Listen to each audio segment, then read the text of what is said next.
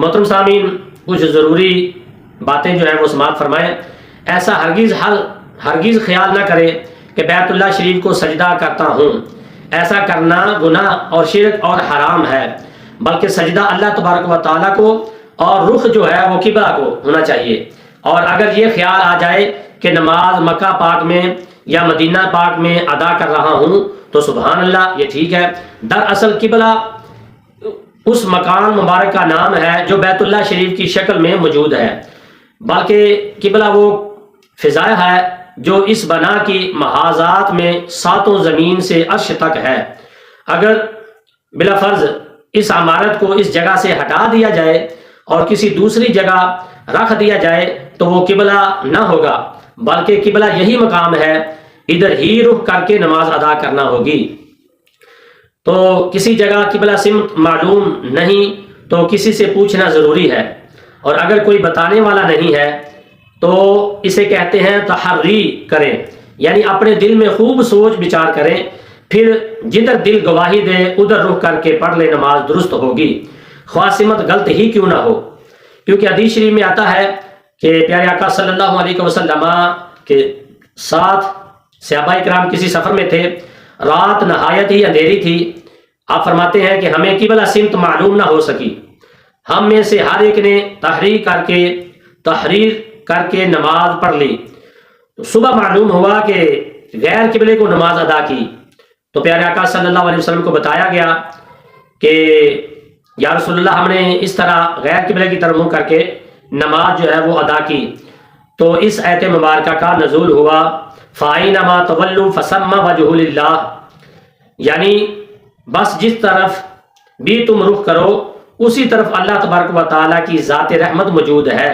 فَثَمَّ وَجْهُ اللَّهِ، اسی طرف اللہ تبارک و تعالیٰ کی رحمت موجود ہے۔ یہی سجدہ تلاوت کے لیے ہے۔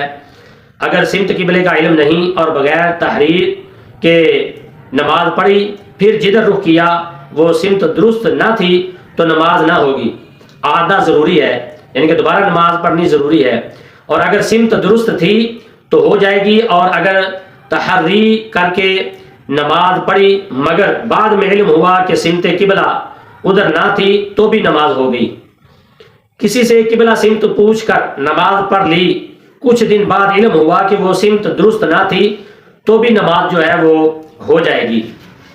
تو محترم سامعین، موجود شخص سے پوچھے بغیر تحریک کر کے نماز پڑھ لی، بعد میں پتہ چلا کہ قبلہ درست تھا تو نماز درست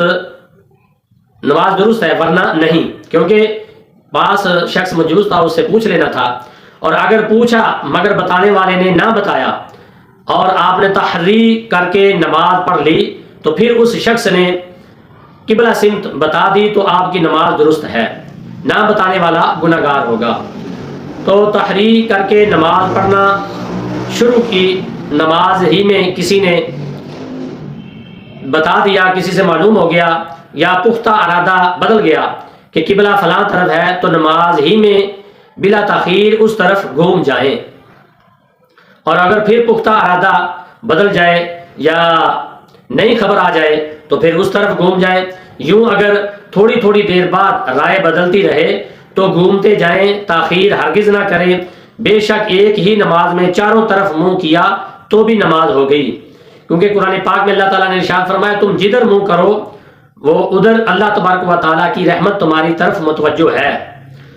اور اگر نہ گھومیں یا سوچنے لگے اور اتنی تاخیر کر دی کہ عمل کثیر جتنا وقت گزر گیا، یعنی کہ سبحان اللہ سبحان اللہ سبحان اللہ، اتنا وقت، اسے عمل کثیر کہا جاتا ہے، وقت گزر گیا تو نماز نہیں ہوگی۔ ایک آدمی تحری کر کے نماز پڑھ رہا تھا حالانکہ اس کی قبلہ سمت درست نہ تھی، آپ آ گئے تو اسے ضرور آگاہ کریں، ورنہ اس کی نماز ہو جائے گی اور آپ گناہ گار ہوں گے۔ بتانے کا طریقہ یہ ہے کہ اس کے نزدیک جا کر ہاتھ سے قبلہ سمت اشارہ کریں، یا سمجھا دیں یا پکڑ کر سیدھا کر دیں، ہر طرح سے درست ہے، مگر پہلے اسے احساس دلائیں کہ اس کی سمت قبلہ درست نہیں اور میں درست کرنا چاہتا ہوں۔ اور اگر کوئی نمازی کسی نمازی کو سمت بتائے تو صرف اشارہ کر دے، بولے نہیں۔ ایک آدمی نے تحری کر کے نماز شروع کی کہ آپ نے بھی دیکھی ادھر ہی رخ کر لیا تو آپ کی نماز نہ ہوگی، کیونکہ آپ کے لیے بھی تحری کرنا ضروری ہے۔ اور اگر آپ کو یقین ہے کہ قبلہ کسی دوسری طرف تو اس کی پرواہ کیے بغیر جدھر آپ کا دل مانے ادھر رخ کرے، یوں دونوں کا رخ الگ الگ ہوگا مگر نماز دونوں کی درست ہے۔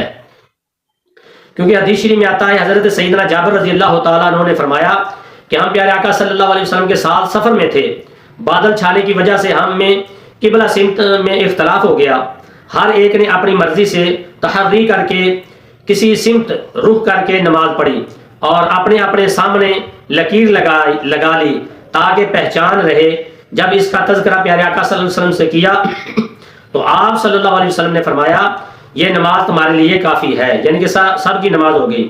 اور اگر کوئی دشمن کے ڈر سے یا بیماری کے سبب سے قبلے کی طرف رخ نہ کر سکے تو جدھر اس کی طاقت ہو ادھر رخ کر کے نماز پڑھ لے تو نماز ہو جائے گی۔